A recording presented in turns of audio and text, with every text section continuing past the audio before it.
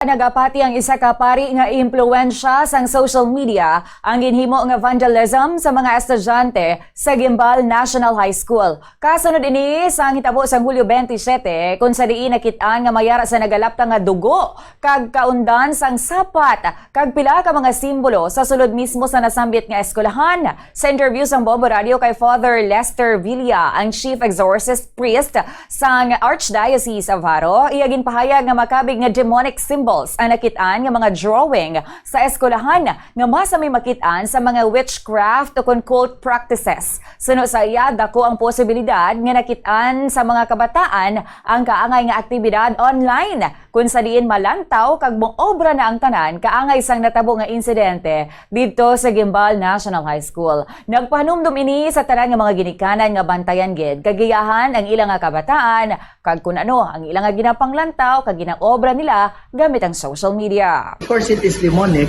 symbol. Ang demonic siya symbol tungod kay kung nantawon mo, inverted siya nga star. So kung sa yuron, ang sababaw sina sungay. Amo na siya nga demonic na siya symbol. Kay amo na siya, di ba? Amo nang star yan. Duwa na sa babaw daw sungay sang sa dalo mga daw takbo. So that's why demon. So base bala ang nag-influence sa mga kabataan, nakalantaw sila sa mga amuin siya and they are into witchcraft.